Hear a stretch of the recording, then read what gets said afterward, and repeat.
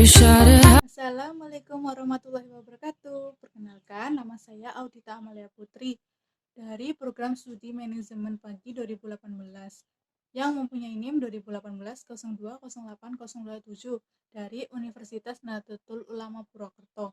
Di sini saya akan menjelaskan tentang apa itu studi kelayakan bisnis dan aspek hukum serta keterkaitan atau hubungannya dengan masalah COVID-19 yang ada di Indonesia ini. Ya, sudah diketahui bahwa pandemi COVID-19 ini atau virus corona itu sedang menjadi masalah yang dihadapi oleh beberapa negara di dunia, termasuk salah satunya yaitu Indonesia. Penyebaran COVID-19 ini di dunia sangatlah pesat dan banyak dampak yang ditimbulkan oleh adanya pandemi COVID-19 ini. Dampak dari adanya COVID-19 ini yaitu kenaikan harga beberapa barang, seperti harga kebutuhan pokok, masker, dan masih banyak lagi lainnya. Selain ada kenaikan beberapa barang atau kenaikan harga barang, terdapat juga penurunan harga barang seperti harga daging ayam yang turun dikarenakan harga daging ayam tidak laku di pasaran, sehingga para peternak ayam menjual daging ayam tersebut dengan harga murah. Selain daging ayam yang turun harganya, terdapat juga hasil laut yaitu ikan yang turun harganya. Oke, baiklah, di sini saya akan menjelaskan dahulu apa hubungannya studi kelayakan bisnis dengan COVID-19 ini. Pengertian studi kelayakan bisnis itu sendiri yaitu suatu kegiatan yang mempelajari secara mendalam tentang suatu usaha atau bisnis yang akan dijalankan dalam rangka menentukan layak atau tidaknya usaha itu atau bisnis tersebut dapat dijalankan. Aspek-aspek yang dinilai dalam studi kelayakan bisnis meliputi aspek hukum, aspek pasar dan pemasaran, aspek keuangan, aspek teknis atau operasional, aspek manajemen dan organisasi, aspek ekonomi dan sosial, serta aspek dampak lingkungan. Terdapat beberapa poin atau bahasan yang dibahas di dalam materi atau pembahasan tentang studi kelayakan bisnis tersebut yang berhubungan atau berkaitan dengan masalah COVID-19 yang sedang menjadi wabah yang dihadapi di negara kita, yaitu Indonesia. Bahasan tersebut berisi tentang manfaat dari bisnis. Manfaat yang dapat diambil dengan adanya kegiatan bisnis baik bagi perusahaan, pemerintah maupun masyarakat antara lain yaitu pertama, memperoleh keuntungan. Yang kedua, membuka peluang pekerjaan. Yang ketiga, manfaat ekonomi. Secara umum, manfaat ekonomi antara lain menambah jumlah barang dan jasa. Yang kedua, meningkatkan mutu produk.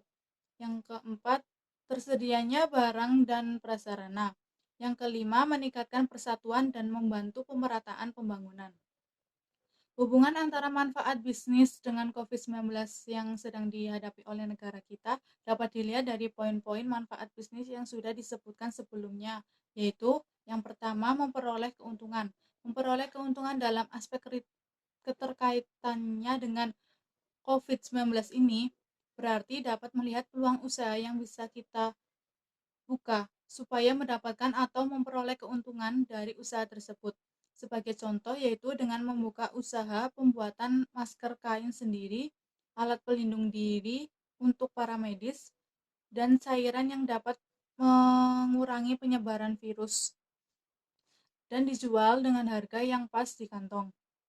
Dikarenakan dampak dari COVID-19 ini, harga masker menjadi naik dan kelangkaan alat pelindung diri bagi medis, beserta cairan yang dapat mencegah atau mengurangi penyebaran virus, maka dari itu bisa menjadi peluang usaha yang dapat dibuka.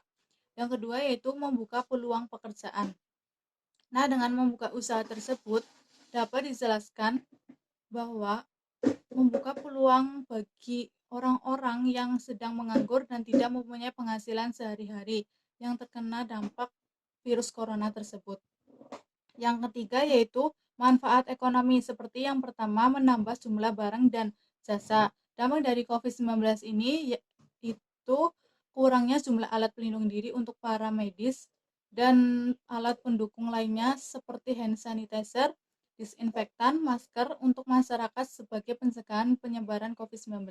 Yang kedua yaitu meningkatkan mutu produk. Maksud dari meningkatkan mutu produk ini yaitu meningkatkan produk yang dihasilkan agar bisa memenuhi kebutuhan pasar dan selera masyarakat atau konsumen. Yang keempat yaitu tersedianya sarana dan prasarana.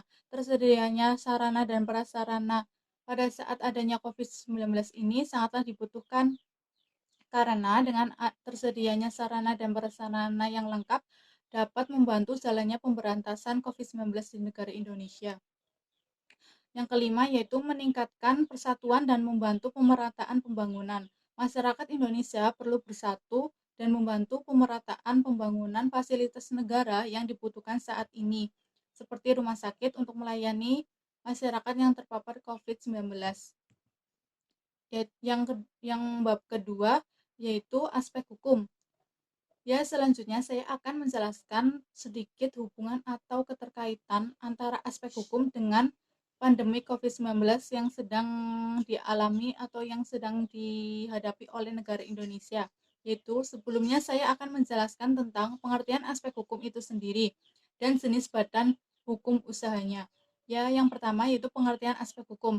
Aspek hukum adalah meneliti keabsahan, kesempurnaan, dan keaslian dari dokumen-dokumen yang dimiliki.